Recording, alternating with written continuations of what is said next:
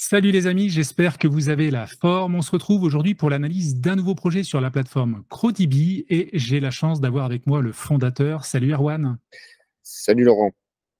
Écoute, merci d'être avec moi pour analyser ce nouveau projet. Alors peut-être, voilà, en introduction, CrowDB, c'est une plateforme récente qui a eu son agrément PSFP en 2023, si je ne me trompe pas.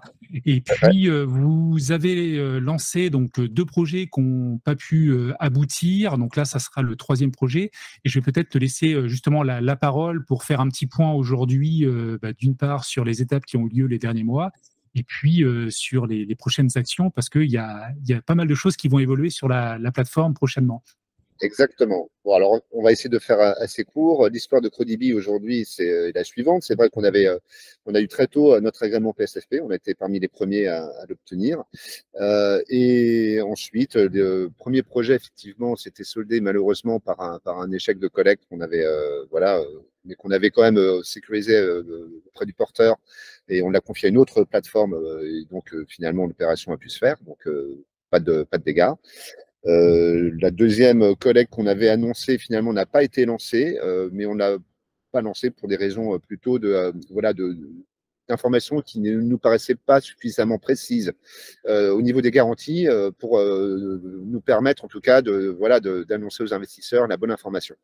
Donc, dans le doute, effectivement, CrowDB a souhaité plutôt s'abstenir de lancer la collecte. Et puis, le porteur a souhaité, du coup, ne pas donner suite non plus. Et voilà, ce sont des choses qui arrivent, mais c'est dans l'intérêt des investisseurs de toute façon. Donc, c'est ça le plus important à retenir. Concernant ensuite la plateforme en elle-même, on a effectivement eu certaines anomalies qui nous ont été remontées, notamment au niveau des services de paiement qui ne fonctionnaient pas bien sur l'interface de la plateforme. Et on a pris la décision, il y a maintenant quelques mois, de changer complètement l'interface. Elle va sortir dans quelques jours. Et donc on va avoir une plateforme toute neuve qui va arriver, en tout cas qui sera probablement lancée au moment où la vidéo sera publiée.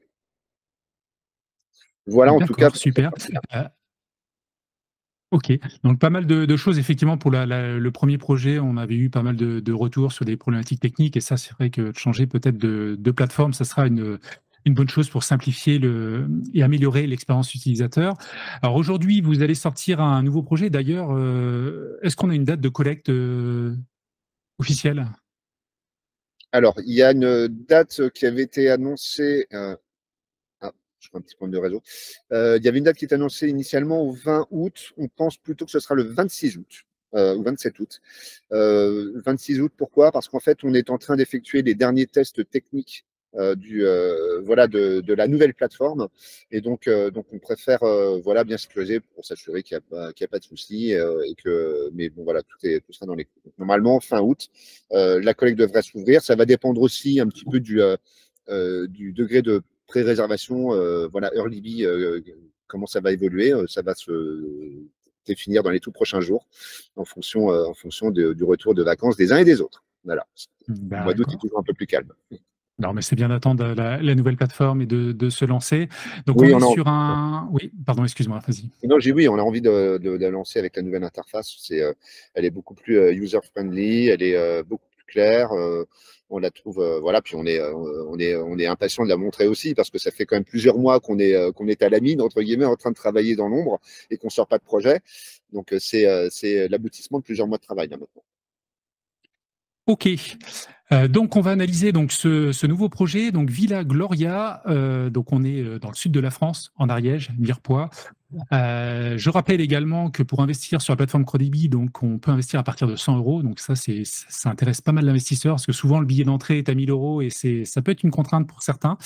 On est sur un taux donc de 11%, une durée cible de 18 mois, remboursement donc in fine, c'est du classique donc pour un projet de crowdfunding immobilier. Tu parlais tout à l'heure donc de lancement de la collecte donc le 26 août. Il y a une pré-réservation donc qui est possible. Ça, c'est une particularité également. Toutes les plateformes ne le font pas.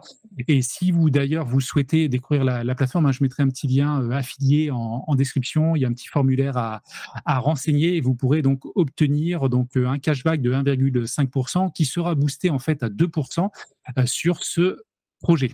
Voilà, si vous investissez donc 300 euros. C'est bien ça? C'est ça. Et donc en période early bid, c'est-à-dire avant le début de la collecte. C'est-à-dire que vous n'êtes Ah, pas obligé de mettre l'argent, vous indiquez votre intention d'investir. Et une fois que vous avez indiqué ce montant-là, vous allez avoir accès à ce qu'on appelle un club deal pré-collecte, où vous pourrez investir sereinement en priorité. Et une fois que tout le monde aura bien validé sa réservation et investi, on ouvrira la collecte publique. ok. Bon, je vais passer sur la plaquette. Donc, ce projet Villa Gloria, donc on est sur un montant de collecte de 476 000 euros. Le taux, on en a parlé, la durée maximum. Alors, on reparlera de la garantie, hein. Vous avez mis une très très belle garantie sur ce projet, donc on va y revenir juste après. Et voilà, je crois que c'est là où il y a une synthèse assez complète. Donc, on est sur une opération de promotion immobilière. Et ce qui est intéressant, c'est que c'est réservé aujourd'hui à 100% avec un bailleur social. Donc ça, c'est assez intéressant côté investisseur. On a également donc une fiducie sûreté donc sur 100% des titres de la société, hein, qui va porter le projet Genesis Promotion. Et en plus, vous avez voulu sécuriser encore plus en avant donc le projet avec un compte centralisateur, avec une double signature et également une délégation de paiement. Alors peut-être pour les investisseurs qui se posent des questions sur ces garanties, sur ces sécurités, est-ce que tu peux nous en dire peut-être un petit peu plus sur ces points-là? Tout à fait. En fait, c'est donc un nouveau partenariat qu'on a passé avec donc un avocat fiduciaire et son équipe, Secure Invest, qui vont permettre en fait de suivre le projet tout au long de l'opération et jusqu'au remboursement intégral des fonds investis. En gros, comment ça marche? Tout simplement, quand le bailleur social va réaliser ses appels de fonds, ça va venir sur ce compte centralisateur, ce compte bancaire centralisateur, pour ensuite être utilisé dans les travaux à chaque étape du projet de Travis, donc le porteur de projet. Ce compte centralisateur est piloté par l'avocat fiduciaire. C'est lui qui le maîtrise et qui débloque les fonds ensuite sur commande. Ça permet déjà d'avoir une vraie maîtrise du flux financier. Ensuite, à chaque étape des travaux, en fait, les fonds peuvent être ainsi surveillés, entre guillemets, et contrôlés par l'équipe de l'avocat fiduciaire pour voir si ça rentre bien en fait, dans les clous par rapport au planning et aux données qui étaient prévues pour l'opération. Donc, on a un suivi complet et une visibilité totale sur l'emploi des fonds qui sont faits pour l'opération. Et ça, jusqu'au remboursement. Donc, c'est une vraie garantie opérationnelle et pas simplement juridique. Cette fois, elle est même d'ordre plutôt opérationnel. Et c'est ce qui nous permet comme ça, de bien sécuriser l'opération. Ok. C'est très clair. Alors là, vous avez indiqué donc les points forts, points faibles. Je te propose qu'on y revienne peut-être à la fin de la vidéo. Ça sera notre synthèse. Donc ce projet, comme je l'ai dit tout à l'heure, donc on est dans le sud de la France, à Mirepoix. Alors je dois avoir préparé donc Google Maps. Ceux qui connaissent pas, je ne connaissais pas non plus. Pourtant, je suis C'est une plutôt au petite ville de sud-ouest de la l'Ariège, France. voilà, un peu au sud de Carcassonne. En fait, voilà, on n'est pas très loin d'une quarantaine de kilomètres de Carcassonne, à peu près, un peu au sud de Toulouse aussi, à 1 heure de Toulouse à peu près. Donc c'est voilà un charmant petit village, voilà Je qui crois est qu'on a très 3000 agréable. habitants, hein, c'est ça, ouais. 3000 habitants, donc c'est une petite commune ouais, assez Voilà, petite conséquente quand commune, même. voilà, et donc qui bénéficie de ce nouveau programme avec le bailleur social Allogea. Voilà, donc il y a Ok, à peu près je crois, 5000 logements à son actif. C'est d'accord. déjà un beau bailleur. Ouais, c'est assez conséquent. Ok, donc on est sur ce chemin-là. Donc après, de toute façon, n'hésitez pas à télécharger la plaquette pour analyser plus précisément donc l'emplacement. Alors Mirepoix, on en a parlé. Donc le programme, c'est la création, hein, de 25 villas. Donc c'est un beau petit projet quand même. Voilà, ce sont des logements mitoyens, voilà, avec donc des places de parking qui sont également prévues. Et un effort particulier a été fait donc sur la note environnementale, hein, puisque c'est un projet qui va être noté A sur la partie engagement durable. Il respecte largement les seuils maximum de la RE 2020, il est même bien en deçà. Donc ça c'est un bon point. C'est un acteur qui a également voilà, un track record sur ce type d'opération, parce qu'il avait déjà fait une opération avec un précédent bailleur social sur un autre projet, donc on a mis également en référence. Donc il connaît déjà bien sa mécanique. C'est quelqu'un qui a en tout cas pour nous fait preuve d'une grande réactivité, d'une grande écoute, voilà, sur toutes les demandes qu'on lui fait pour l'analyse du projet. Donc on a été agréablement surpris par son professionnalisme et donc c'est la raison pour laquelle on a souhaité le présenter aux investisseurs. On pense que c'est quelqu'un qui mérite largement effectivement la confiance, en tout cas au regard des informations qu'il nous a produites. Ça, c'est un point fort parce que je le vois ayant investi sur beaucoup de projets. Sur certains projets, il y a le porteur qui peut rentrer à certains moments aux premières difficultés dans un mutisme complet ou ne plus répondre. Donc, effectivement, d'avoir un bon dialogue, ça reste quelque chose de très important parce que ça reste de l'immobilier. Il y a de l'humain derrière et voilà, il faut que ça fonctionne et que ça dialogue surtout. Alors peut-être juste d'ailleurs là-dessus pour dire hein, le niveau d'engagement de Travis Baich, donc le porteur, nous l'intégrons systématiquement même aux réunions avec l'avocat fiduciaire directement. Ils échangent en direct avec lui en notre présence et donc on est en totale transparence sur tout le long de la ligne concernant les garanties. D'accord. Alors, concernant ce projet, donc côté urbanisme, tout est OK, ça a été obtenu, le permis a été obtenu, c'est purgé de tout recours. Côté commercial, donc tu l'as dit tout à l'heure, on est donc pré-commercialisé à 100%.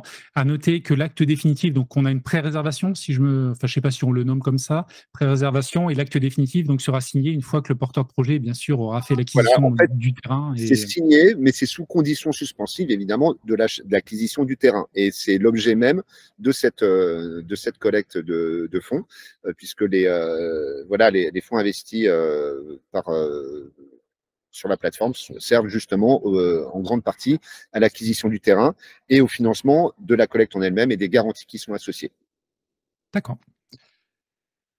Concernant le bilan prévisionnel, donc là, après, n'hésitez pas, parce qu'il y a beaucoup d'informations, on ne voulait pas obligatoirement les présenter aujourd'hui, n'hésitez pas à télécharger la plaquette, hein, je le rappelle régulièrement, pour de toute façon l'analyser à votre niveau, tranquillement, pas à pas. Quoi qu'il en soit, vis-à-vis de ce projet, donc au début, alors j'étais un petit peu étonné, je trouvais la marge un petit peu faible, donc on est à 7,4%.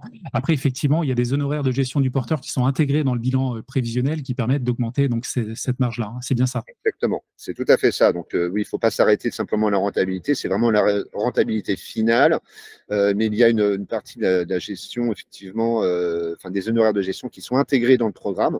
Mais ceci étant aussi, ça c'est encore un engagement qui est prêt à faire le porteur, c'est qu'il ne pourra pas toucher plus de 50% de ses honoraires de gestion tant que les fonds ne sont pas remboursés. Donc c'est aussi encore un petit plus, ce qui prouve bien effectivement le degré d'engagement du porteur. OK. Alors concernant le calendrier, donc l'objectif c'est d'acheter le foncier donc en septembre 2024, donc la collecte fin août. Alors je ne sais pas, est-ce que vous avez l'objectif c'est d'aller cibler côté collecte uniquement des investisseurs? Est-ce que vous voulez travailler avec des CGP peut-être pour Il y a les deux en sécuriser un fait. petit peu? Il y a le deux, Il y a les d'accord. deux en fait. On a déjà des CGP qui sont engagés à quasiment la moitié déjà de la collecte, en fait, qui serait déjà sécurisée. Donc, on est bien. Et je viens d'avoir encore la nouvelle il y a quelques minutes d'un nouvel investisseur encore qui serait même prêt à mettre encore 50 000 euros dessus. Donc en fait, on arrive à un très bon niveau de sécurisation de ce côté-là. On est assez confiant. Voilà. Et on a D'accord. encore d'autres CGP qui sont en train d'analyser le projet. Donc de ce côté-là, c'est un enseignement qu'on avait tiré de la première collecte où on n'avait pas assez insisté là-dessus. On nous y a pas repris à deux fois, comme on dit. Et on est un petit peu plus, voilà, un petit peu plus prudent maintenant. Et on travaille, oui, davantage avec les professionnels aussi du conseil en investissement parce que on sait qu'ils sont aussi déterminants dans l'orientation d'une collecte. Non, je suis tout à fait d'accord avec toi. De toutes les manières, voilà, quand il y a une nouvelle plateforme qui se lance, les investisseurs n'aiment pas quand il y a des collectes qui vont durer peut-être plusieurs semaines, plusieurs mois. Effectivement, de sécuriser une collecte pour qu'elle dure, voilà, ce qui serait normal, 2 semaines, 3 semaines, c'est bien. Après, quand c'est plus long, bah, l'argent est un petit peu bloqué. Donc, c'est vrai que ça, je trouve que c'est un point important à anticiper. C'est Alors, d'ailleurs c'est peut-être juste un point dessus également sur lequel il faut qu'on insiste peut-être. Et je viens de perdre le fil, mais je vais le retrouver. Tu me disais quoi juste avant? Non, non, de sécuriser pour lancer voilà, des projets. Moi, je regarde beaucoup le délai d'émission des obligations afin de. Voilà, parce qu'il y a certaines plateformes, on va être vite en moyenne à 1 mois. Il y a des projets aussi sur des Voilà. plateformes qui sont plutôt récentes où les collectes vont durer 1 mois et demi, 2 mois. Et c'est toujours un petit peu compliqué voilà, d'investir dès le début et de voir son argent qui, pendant 1 mois, 1 mois et demi, 2 mois, ne génère pas d'intérêt. Donc, c'est ça que Alors, je voulais dire. voilà, c'est ça, et c'est là-dessus où je voulais répondre. En fait, ça ne pourra pas durer des mois, pour une raison simple, c'est que déjà, il y a un impératif pour le porteur, parce qu'il a une date de signature qui est prévue en septembre. Donc, de toute façon, il faut que cette collecte se produise en septembre. Donc déjà, D'accord. c'est une première chose. Donc on a un timing qui est assez serré, assez ambitieux. Ça, c'est une première chose. La deuxième, c'est qu'on sécurise de toute façon aussi cette collecte d'une autre manière. C'est que nous travaillons également et nous discutons pas mal en ce moment avec d'autres plateformes, néo-plateformes PSHP, qui seraient aussi en mesure de faire de la co-collecte si besoin. En tout cas, ce sont des choses sur lesquelles on travaille également. Donc, on fait tout pour que cette collecte, en tout cas, ne dure pas dans le temps. OK.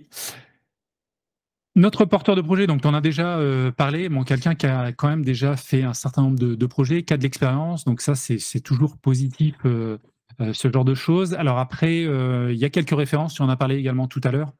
Ça Voilà, c'est un un projet assez similaire qu'il a fait avec un bailleur social déjà et qu'il avait suivi intégralement. Alors c'était pour le compte pas de sa propre société de promotion, mais pour une autre qui s'appelait Prélude. Mais en tout cas, on sait qu'il s'est déjà piloté ce type d'opération. d'accord. Et après, bah, je voulais faire aussi une petite, parenthèse, hein, sur ce point-là. Je sais qu'il vous tient vraiment à cœur, l'engagement responsable. Derrière, je sais pas si tu peux en parler, mais je sais que ça fait partie, voilà, des piliers de la plateforme Crodibi, d'aller vers sur des projets, responsables, et pas mal de choses, oui.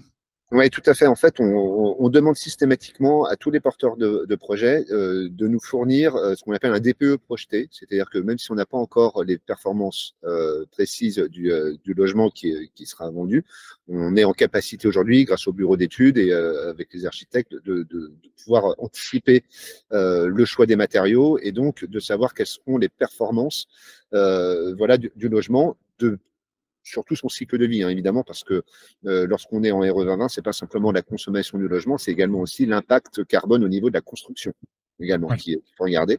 Donc, il y a pour ça différents indicateurs. Donc là, ça, c'est vraiment la partie objectif performance énergétique. Mais si on va un petit peu plus loin, il y a plusieurs tableaux avec des indicateurs qu'on appelle voilà, les indicateurs RE 2020. C'est un indicateur BBio, les degrés heure, les coefficients d'énergie primaire.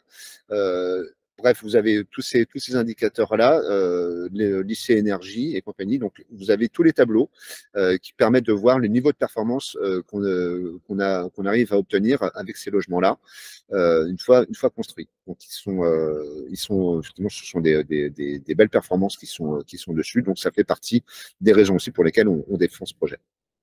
D'accord.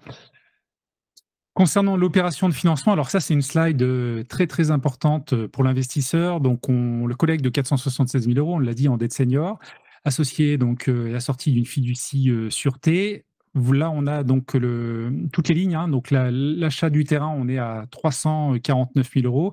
Alors, vis-à-vis de la fiducie est bien plus intéressante par rapport à une hypothèque de premier rang. Donc là, on a une couverture globalement vis-à-vis de la collecte on est à 75% globalement vis-à-vis de l'achat du foncier. Et après, derrière, s'ajoute, hein, c'est ça qui fait qu'on monte à 467 000 euros, différents frais, la GFA, l'assurance dommage ouvrage, et puis d'autres lignes également. Bon, bien sûr, les frais pour la plateforme, et puis voilà. Donc, on arrive également surtout à 6%, c'est ça que je regardais aussi, 6% de fonds propres, ça peut paraître assez faible pour un projet. Alors justement, en préparant la vidéo, tu m'as fait un petit retour assez intéressant. C'est vrai que généralement, voilà, on aime bien, alors sur des projets de marchand de biens, être à 20%, grosso modo. On sait très bien que sur la promotion immobilière, c'est souvent plus faible, à 10-15%. Alors là, pourquoi 6%? Et effectivement, qu'est-ce que tu peux nous dire Alors, là-dessus? là-dessus, ce qu'il faudrait peut-être dire, c'est pourquoi souvent on demande un engagement financier fort au début, c'est que on veut s'assurer que le porteur de projet soit lui-même engagé dans cette collecte et voilà, ne laisse pas ça de côté. Nous, on a une approche un tout petit peu différente. En fait, on se dit, mais très bien, mais on peut obtenir l'engagement du porteur de projet d'une autre manière, par le suivi intégral des travaux. Pour ça, c'est là où on a parlé tout à l'heure du compte externalisé, du compte centralisateur externalisé. C'est-à-dire que la mécanique est la suivante. L'avocat détient, en fait, pilote ce compte centralisateur, et tous les flux financiers qui viennent donc du bailleur vont sur ce compte-là et ensuite sont transférés au porteur de projet sur présentation des justificatifs qui sont prévus voilà, pour les travaux. Donc, on a un suivi intégral et constant à chaque étape de l'opération, et ça, jusqu'au remboursement intégral des fonds. Donc, en fait, le porteur ne peut de toute façon pas toucher son argent pour poursuivre l'opération tant qu'il ne nous a pas démontré qu'il en a réellement besoin et qu'il va bien utiliser l'argent, ce pourquoi c'était prévu.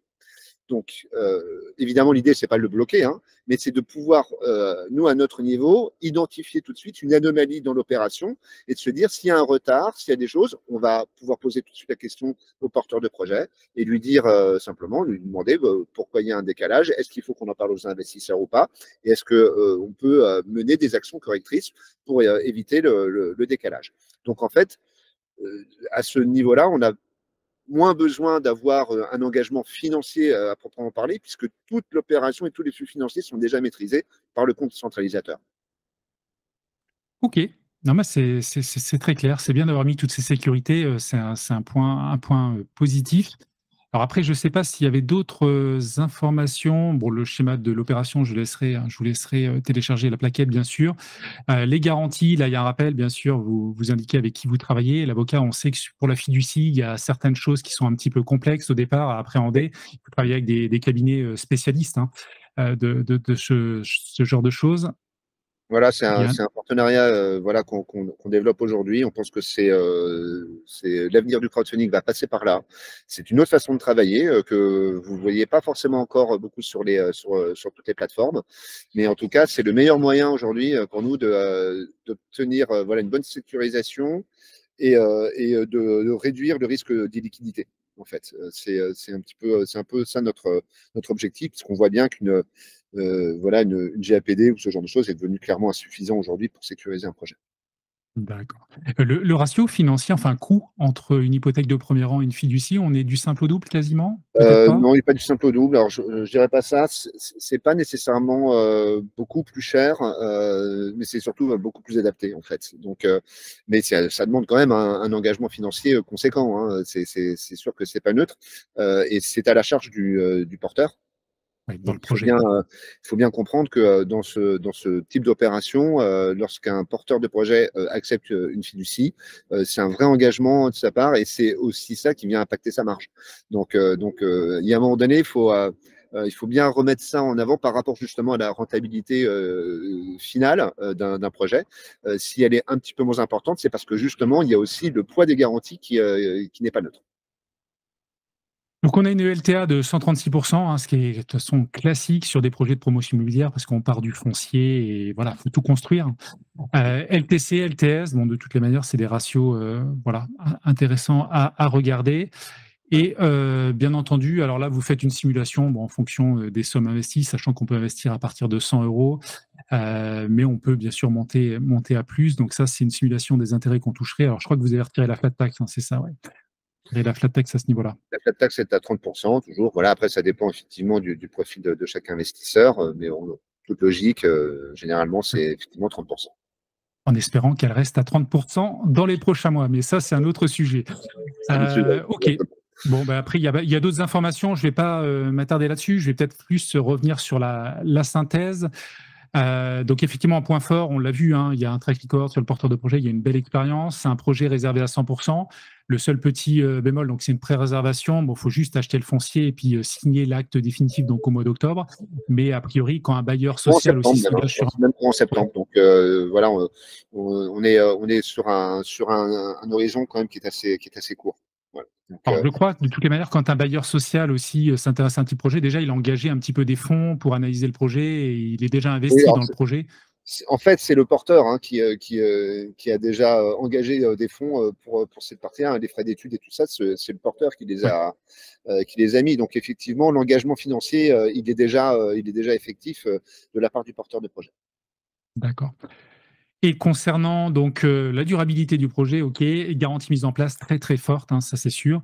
Et les risques, donc il y en a 2. Bon, effectivement, il y a la promotion immobilière. On a vu que la marge peut paraître faible en première intention à 7, mais effectivement, si on intègre les commissions de commercialisation, voilà, on passe à un petit peu plus de 12.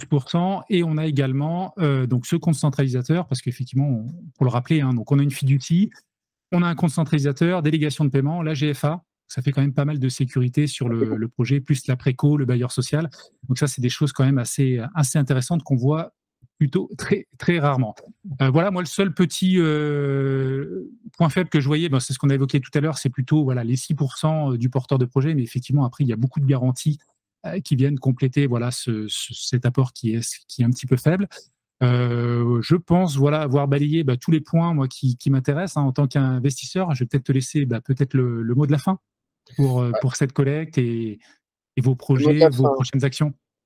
Moi, je vais peut-être conclure sur deux, trois points. Le premier, effectivement, c'est un retour après plusieurs mois de silence volontaire de notre part.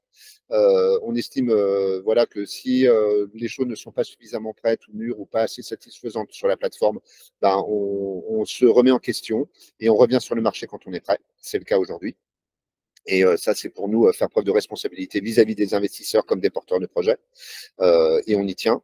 La deuxième chose, évidemment, le résultat de tout ça, ça veut dire qu'on a remis en question nos prestataires actuels, notamment sur la partie interface, et on a donc une nouvelle interface qui arrive dans quelques jours avec une plateforme flambant neuve sur laquelle on va être très content et impatient de vous la faire découvrir.